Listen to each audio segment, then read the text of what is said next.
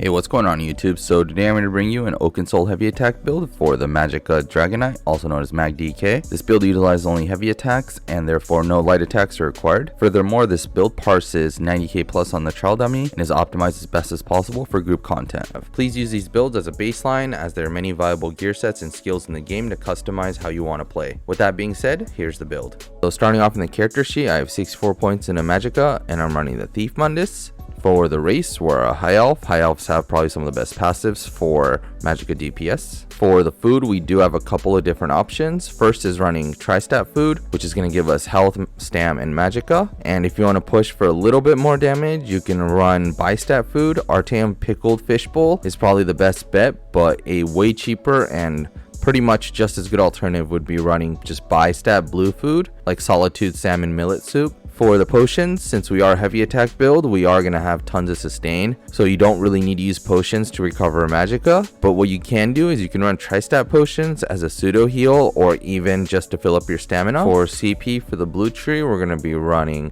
Exploiter, Master at Arms, Weapons Expert, and Deadly Aim. For the gear, we're going to be running 5 pieces Sergeant's Mail paired with 5 pieces Stormmaster, 1 piece Slime Crawl, and 1 Oakensoul. So breaking it down in the main hand, we have a precise lightning staff of the sergeant with a poison damage glyph.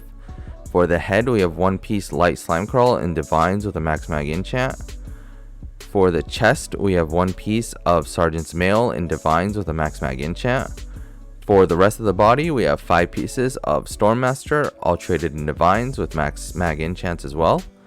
For the jewelry, 2 pieces of sergeant's jewelry, both traded in Bloodthirsty with spell damage enchants, and lastly the Oakensoul, Bloodthirsty with a spell damage enchant as well. So for the skills, we're going to be running Venomous Claw, Unstable Wall, Elemental Susceptibility, Flames of Oblivion, Eruption, and Standard of Might.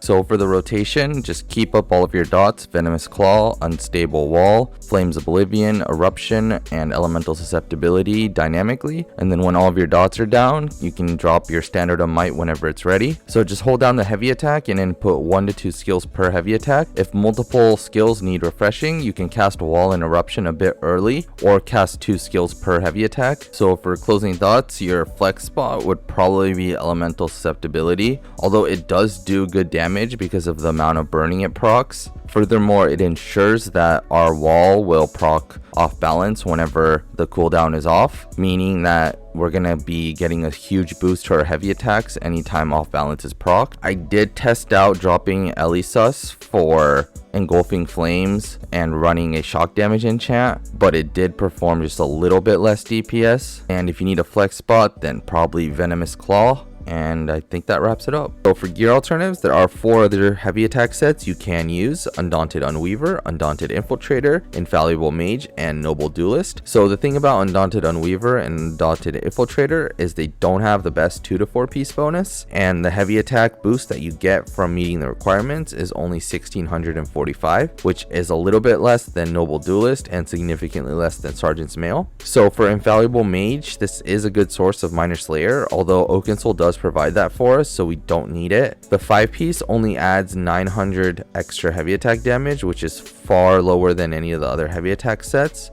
It does affect enemies with minor vulnerability, but it just doesn't add enough DPS to warrant it. So last up is Noble Duelist. If you need more penetration and you want to go like light armor on the body instead of medium with Stormmaster, you can go Noble Duelist. It has okay 2 to 4 piece bonuses, and the 5 piece bonus is actually really strong, but the drawback is you have to be in melee range, so there's that to consider. But any of these sets would work just fine.